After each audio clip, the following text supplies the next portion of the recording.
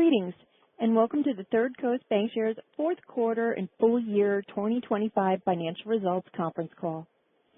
At this time, all participants are in a listen-only mode.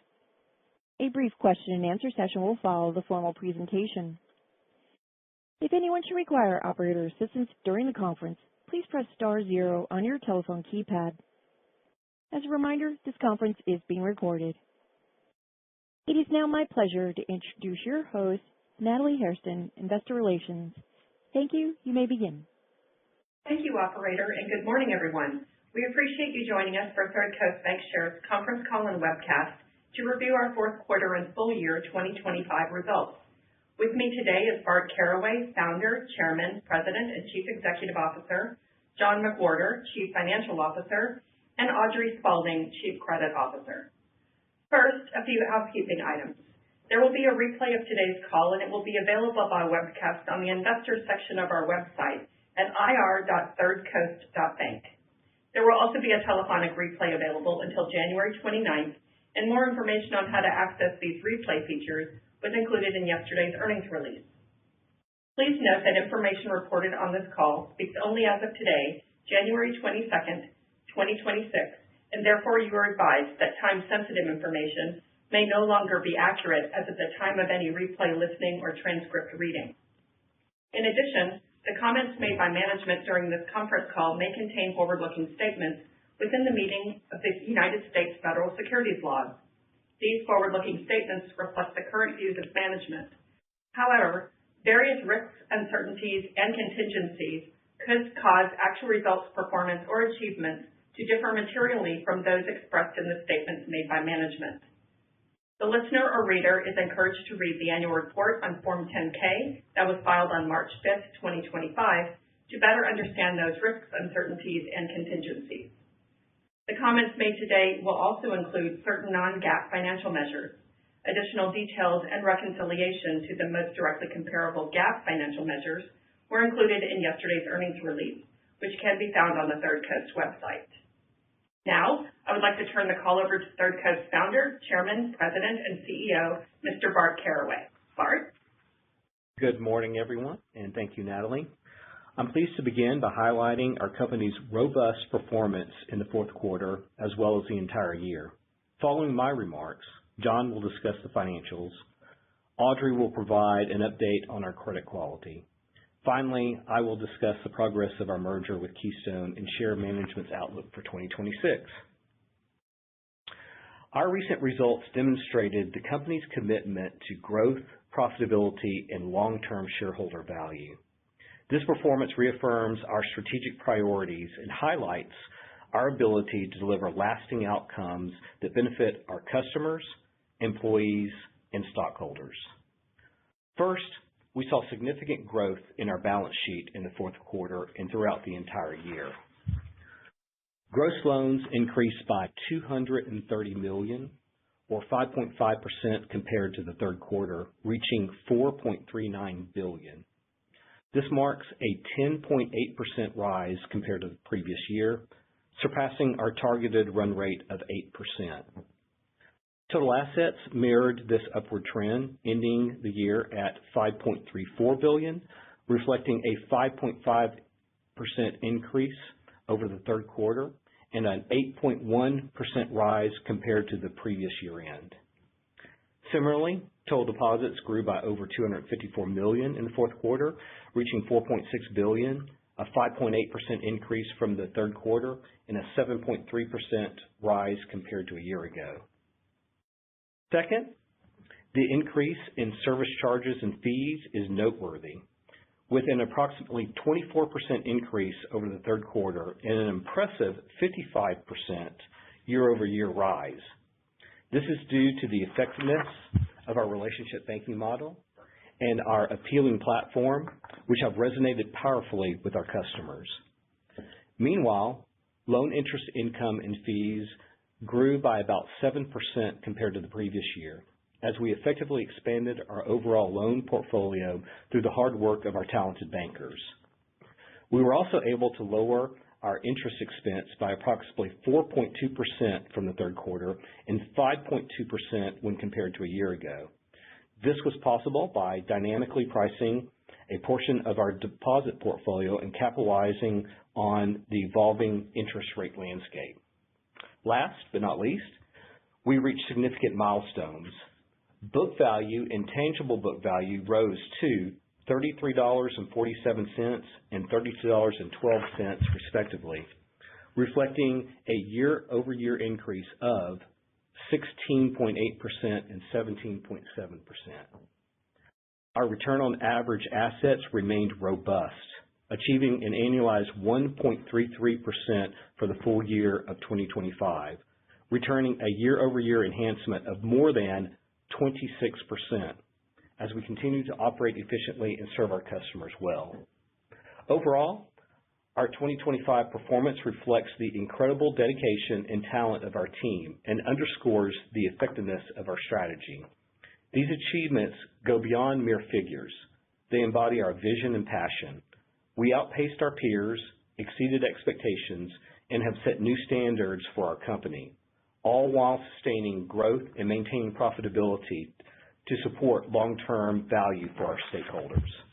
With that, I'll turn the call over to John for the company's financial update. John? Thank you, Bart, and good morning, everyone. We provided the detailed financial tables in yesterday's earnings release, so today I'll provide some additional color around select balance sheet and profitability metrics from the fourth quarter and full year. We reported net income of $17.9 million for the fourth quarter, leading to a record total annual net income of $66.3 million, reflecting a 39% increase year over year. This resulted in an annual return on equity of 14%, marking a 24% increase from last year. As a result, our earnings per share exceeded expectations, reaching $1.02 per diluted share for the quarter and totaling $3.79 for the year, representing a 36% increase from the prior year and setting a record for the company. Net interest income was $52.2 million in the fourth quarter and $195.2 million for the year, an increase of 21% from the previous year. This increase was due primarily to an increase in earning assets. Investment securities decreased $7.5 million during the fourth quarter, ending the period at $575 million. This modest decline primarily reflects normal portfolio runoff and active balance sheet management, as the company continued to prioritize prudent liquidity, capital efficiency, and disciplined deployment of earning assets. Deposits rose by $254 million in the fourth quarter, totaling $4.6 billion, which marks a 7.3% increase compared to the previous year. This growth maintains our loan-to-deposit ratio of 95%. Our cost of funds stood at 3.33% in the fourth quarter, reflecting a 23 basis point improvement from the third quarter and a 50 basis point improvement from a year ago. And as Bart highlighted, we've surpassed expectations with our stable asset liability model even during a fluctuating interest rate environment. Net interest margin remained consistent at 4.10 for the quarter, exceeding expectations. This performance resulted from higher than expected loan fees due primarily to robust loan growth. We believe the core net interest margin was 3.90% for the quarter, up about 10 basis points from the prior quarter. That completes the financial review. At this point, I'll pass the call to Audrey for our credit quality review. Thank you, John, and good morning, everyone. The fourth quarter and full year credit performance highlights the strength and stability of our asset quality, a result of our disciplined risk management practices and underwriting standards. Non-accrual loans saw continued improvement for the fourth consecutive quarter, decreasing by $603,000 in the fourth quarter and $16.7 million for the full year. Loans over 90 days and still accruing totaled $11.36 million. However, subsequent to year-end, a loan totaling approximately $5.5 million was renewed and is now current. Quarter-over-quarter, non-performing loans saw an improvement of $259,000, contributing to a total annual improvement of $6.5 million when compared to the same period last year. The ratio of non-performing loans to total loans improved by 3 basis points from the prior quarter and improved by 21 basis points year over year.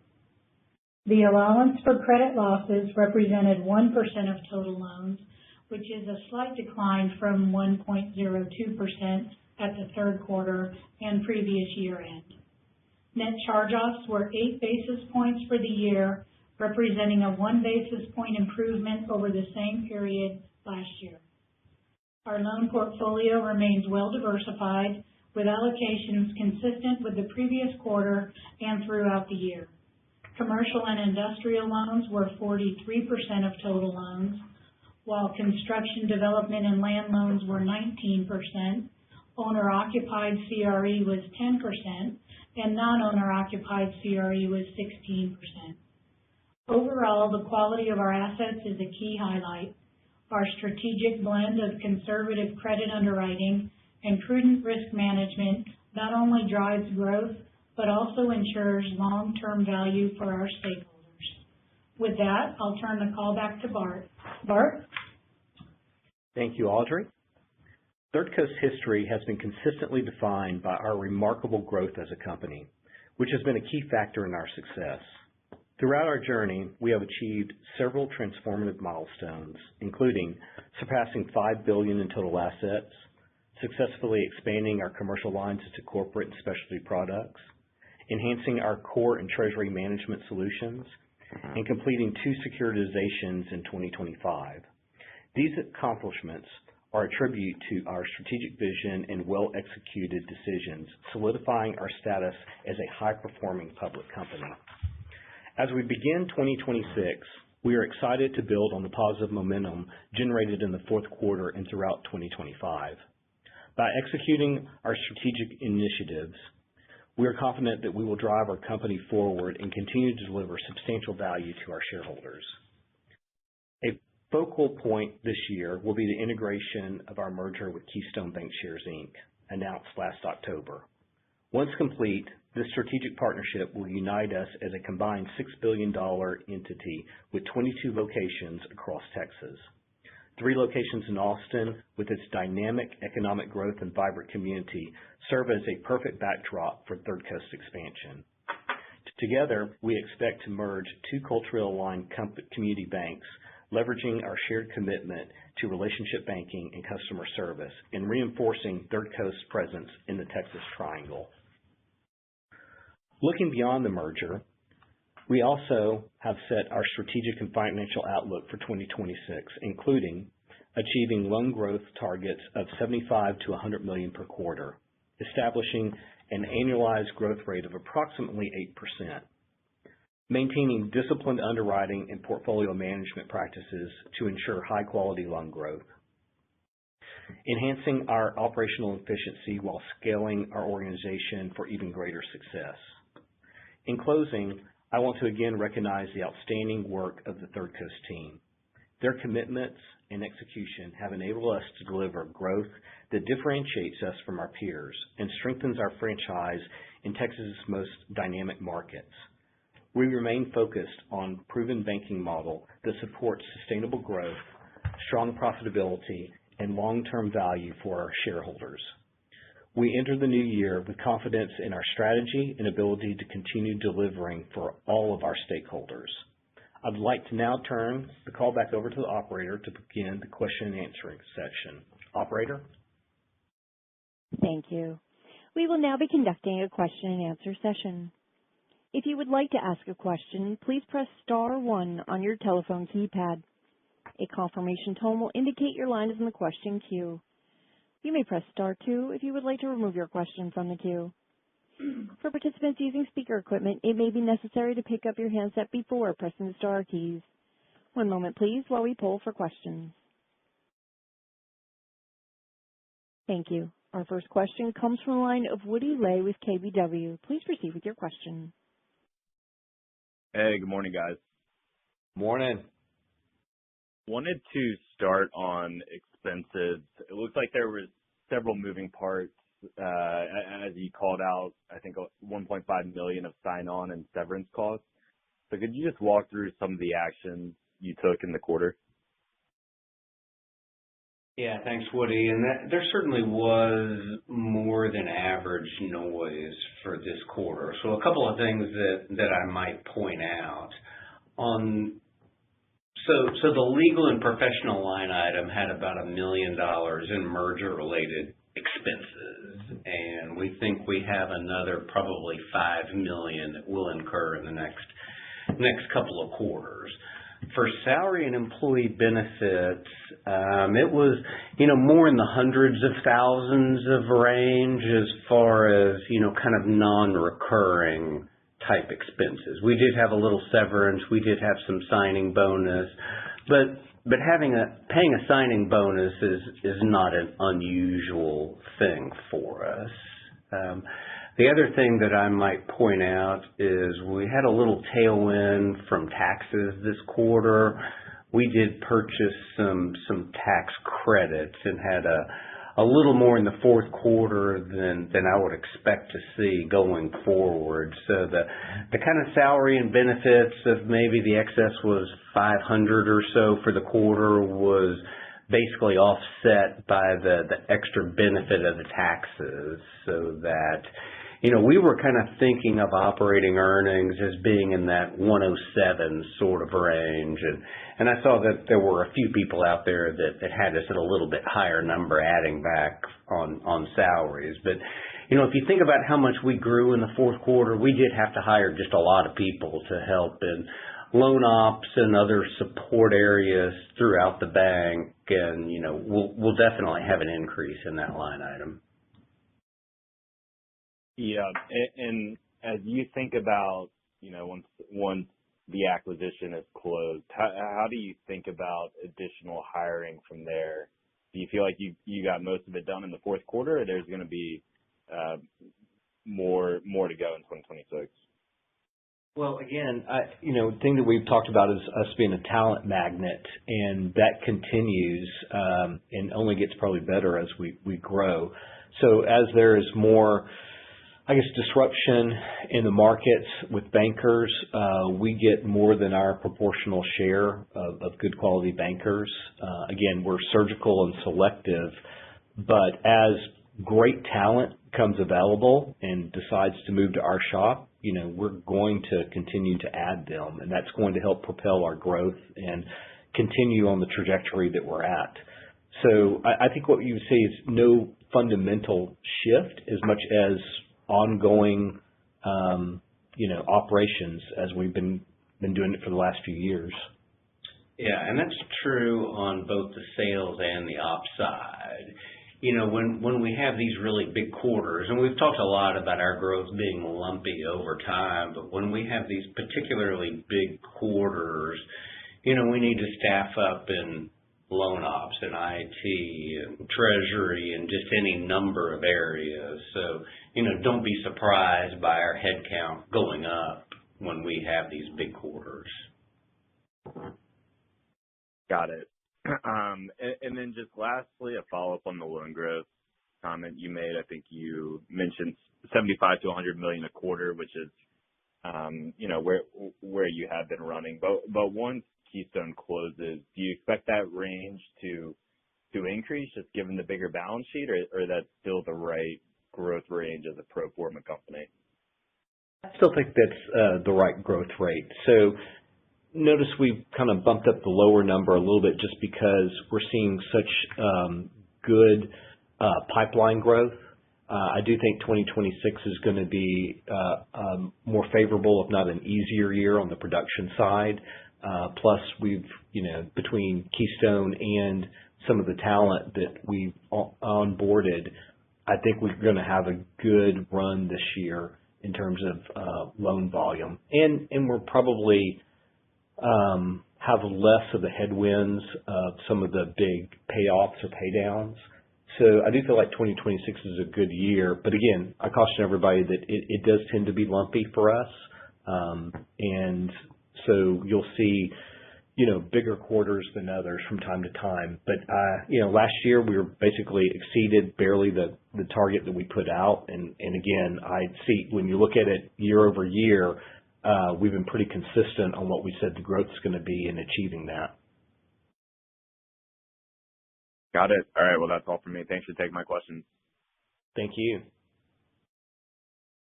Our next question comes from the line of Michael Rose with Raymond James. Please proceed with your question. Hey, good morning, guys. Thanks for taking my questions.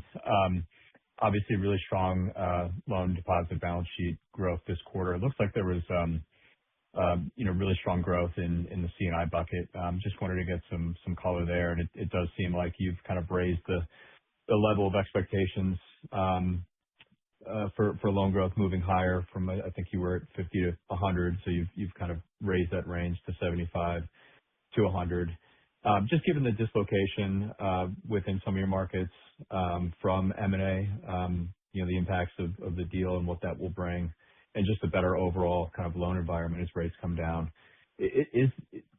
How should we think about that 75 to 100? I mean, is that kind of the base case? Is it conservative? It just seems like the momentum would be there to perhaps do a little bit better than that. Thanks.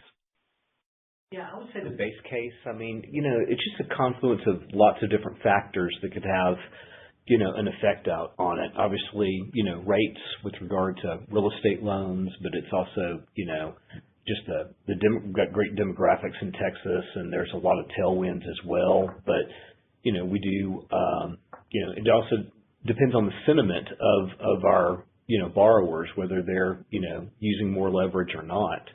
So what I would tell you is there's still uncertainty in the market. I feel comfortable with where we stand right now and projecting forward that we're going to hit those numbers. So I feel like that's the base case that we have, and we'll just see where it goes from there. Okay, helpful. And I'm sorry if I missed this in the prepared remarks, but obviously the margin, kind of holding flat was better than kind of what you talked about. Was there any loan fees or anything in the quarter that, or was it just the excess growth, maybe mix shift? Just trying to get a better understanding of how we should at least think about the starting margin as we move into the first quarter. Thanks.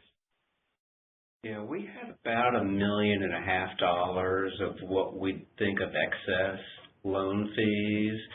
No, I know I've said that 2 or 3 quarters in a row. We had the securitizations, but they're harder to predict those big loan fees. There's nothing I'm aware of today that would be similar in the first quarter. So I would expect the margin to be back down into the 390 range without having those, kind of one-time special. It could be a lot of different things. For the fourth quarter, we had some big originations that, had loan fees associated with them, arrangement fees, things like that. So the fees were certainly higher than we would expect there. And, the prior quarters we had the securitization. So we'll just have to wait and see. Yeah, always a good thing when those come through. Yeah, but Michael, one thing I might say is versus the third quarter, our core margin was up about 10 basis points versus the third quarter, and that was with rates down. So we were certainly happy with that. To the extent that you think rates are going down another couple of times next year, excuse me. We think we're well positioned because remember, we have a relatively high cost of funds, which gives us a little more room to lower rates if they do go down. So we've kind of outperformed our modeling, and the margins definitely behaved better over the last 3 quarters than we would have expected. No, it's been really good to see. Maybe just finally for me, obviously the Keystone deal, hopefully closes here soon. What's the appetite from here for additional M&A? There's clearly a lot of banks in Texas. However, it does seem like the environment, maybe some Goldilocks here feels pretty good. So maybe that pushes out, potential opportunities for a little bit. But just wanted to get a pulse of the market, just in terms of your deal, some of the other ones that we've seen, and and kind of what the dynamic looks like in Texas. Thanks. Yeah, well, we're certainly focused on, consummating the Keystone deal and integrating them, and we have, certainly our priorities. But, the M&A side for us is just ongoing part of our, strategic planning, and so nothing's really changed for us. We continue to build relationships, and I think we're, again, very selective and judicious in what we look for, and, I guess the flow of M&A will come and go, but for us, it's more about relationships and having right partnerships, and when they come along, we'll take a look at them. So at this point, I don't see any, large shift in any conversations that we're having. All right. Thanks for taking my questions, guys. Thank you. Our next question comes from the line of Bernard von Gizycki with Deutsche Bank. Please proceed with your question. Hey, guys. Good morning. So deposit growth was very strong towards the end of the year. Did you hold any year-end deposit campaigns like you've done in the past? Just wanted some color on what drove the growth. No, Bernie, this is somewhat seasonal for us. Remember the last couple of years, we've had a big increase in the fourth, and it would carry over to the first quarter. We actually didn't have as much this year as we've seen in the past, and this is customer dependent. It wasn't anything special that we were doing, and the customer just isn't carrying the balances that they did last year, so I'm not sure that we'll see the same thing in the first quarter. But much of the growth was temporary, I guess you would say. Now, at the same time, we're doing lots of things to grow core deposits, and our non-interest-bearing demand has been up nicely for 6 or 7 months in a row, and our treasury group is doing a great job, and our corporate group in bringing in those accounts, and we've been encouraged by the growth that we've seen in non-interest-bearing deposits. And then just to follow up, maybe just on some of the expenses. I know you alluded to, some of the merger-related expenses to maybe come in about $5 million for the rest of the year. I believe the Keystone merger is expected to close by the end of 1Q. If I just think about total expenses, whether it's the core X, the merger-related, or total, what kind of growth are you expecting for full year 26? That's a good question, Bernie. I mean, I do think that much of our expense growth is going to be weighted towards the beginning of the year, that we need to make up for the growth that we just saw in the fourth quarter. There's a lot of people available now just from the M&A we've seen in our market. So there's some really good people available. We have our annual salary increases and all that happen in the first quarter. So, from our run rate today, I mean, we're probably going to be plus 5%, maybe 6 or 7%, but we still think our revenue growth is going to be quite a bit more than that. And, that's the story that we've talked about for several years, or certainly since we've gone public, that, our revenue growth will continue to exceed our expense growth, and we think that's still true today. Yeah, and we have internally kind of reinitiated or kind of rebranded our 1% initiative, and that kicking in along with, basically we're going to realize some more efficiencies from our core conversion upcoming, as well as the efficiencies we get from the growth from Keystone, that some of that will offset. So it's going to be a little bit noisy for the first 6 months as we kind of work through this, but as they all come together, we do feel that, we're still on par for making a good ROA for this year and making progress. No, I appreciate that. That makes sense. If I could just ask one more, maybe just on the fee front, obviously the $4.3 million was a nice uptick. I think you called out the increase in the non-margin loan fees. I know some of that can be lumpy. Bart, you noted, kind of seeing the impact of clients experiencing the full benefit of the relationship model. Just any expectations on the full year or the quarterly run rate for the rest of 26 as we think about like fees and how they come in post the Keystone merger? Yeah, we're pretty optimistic on non-interest income. We have a lot of ongoing initiatives that, appear to be bearing fruit, and granted, the loan fees in particular will be kind of choppy, kind of lumpy, harder to predict, but the all-in core deposit fees, I mean, they look strong, all the swap fees, anything like that. The more volume we have, the more money we make there. So, non-interest income and that $4 million range, we feel pretty good about it. And I'm still kind of excluding Keystone because we don't know exactly when the closing is going to be yet. But, we feel pretty comfortable with that $4 million run rate on non-interest income. Great. Thanks for taking my questions. Thank you. Our next question comes from the line of Matt Olney with Stephens. Please proceed with your question. Hey, thanks. Good morning. John, you mentioned the two securitizations from 2025. I think we talked previously about potentially doing another one or two in 2026. Any update just on the securitization pipeline? Yes, I do think it's likely that we'll do another one this year. I think that it would look a little bit different than the ones that we've done in the past.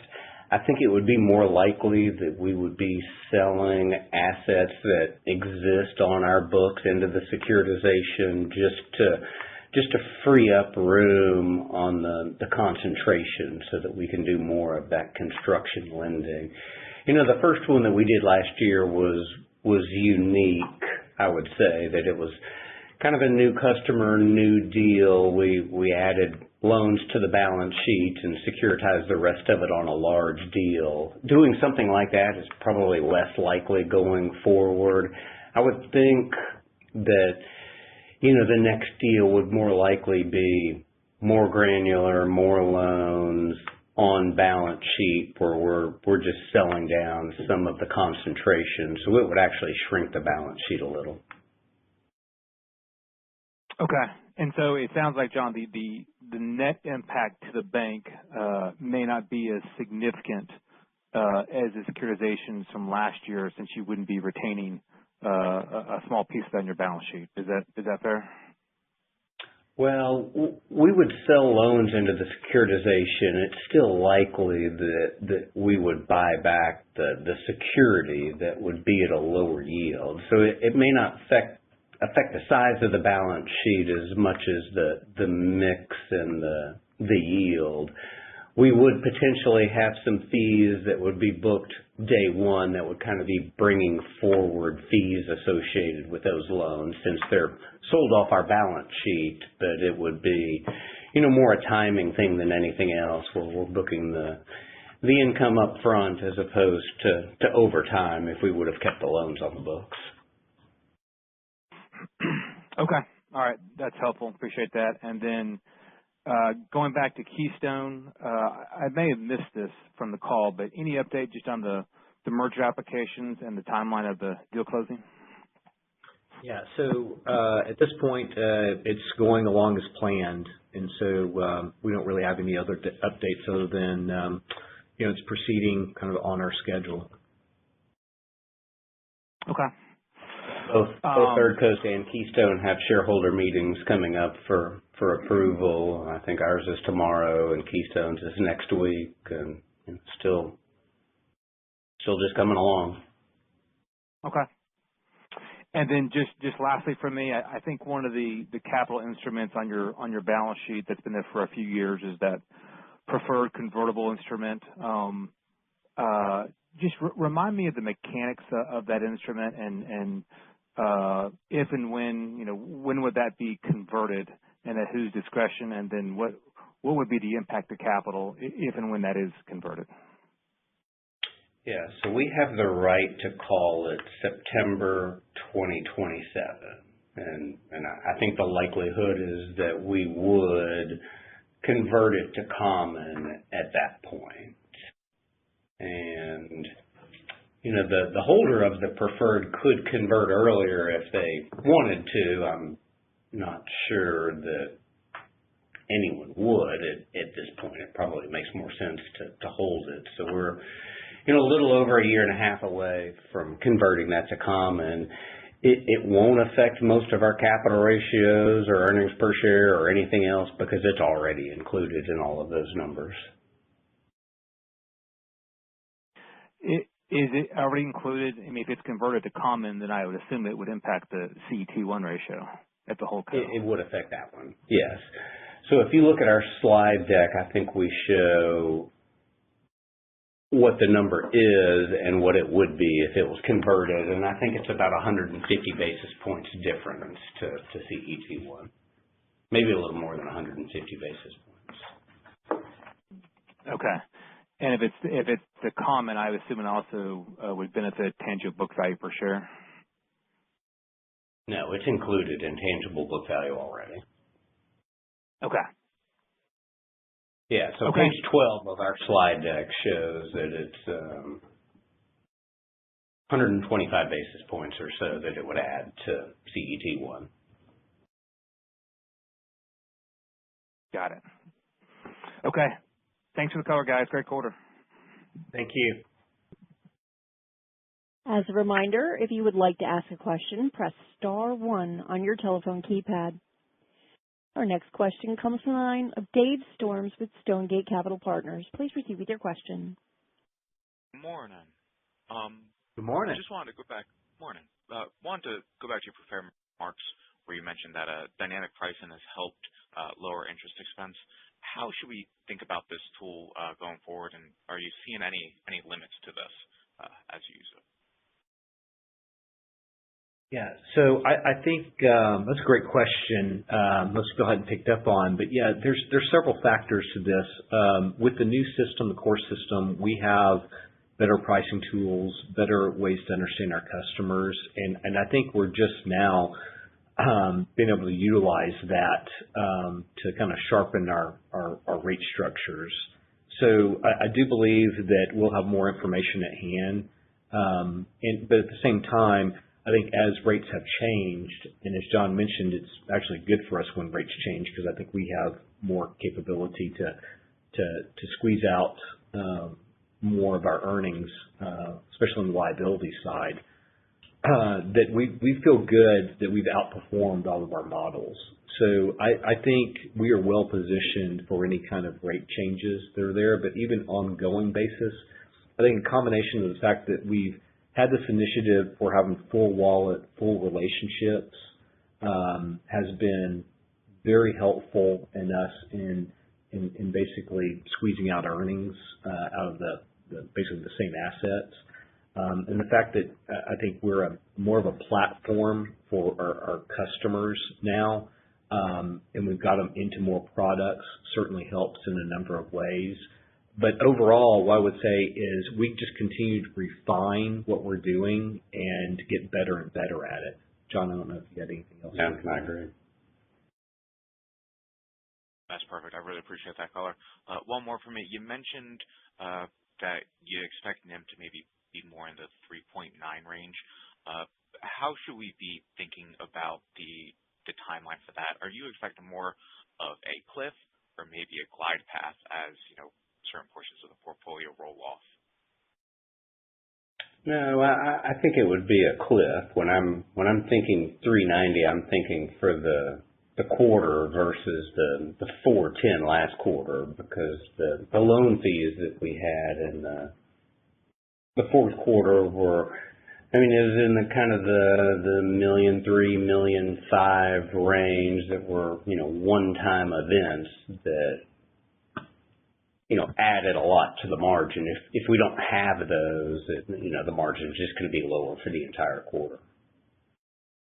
Got it. That's perfect. Thank you. Appreciate you taking my questions. Thank you. We have no further questions at this time. Mr. Carrot, I'd like to turn the floor back over to you for closing comments. Well, thank you, Christine. And I just want to thank everybody for joining us for the phone call and the continued support of Third Coast Bancshares. We'll look forward to talking to you again next quarter. Thank you. Ladies and gentlemen, this does conclude today's teleconference. You may disconnect your lines at this time. Thank you for your participation, and have a wonderful day.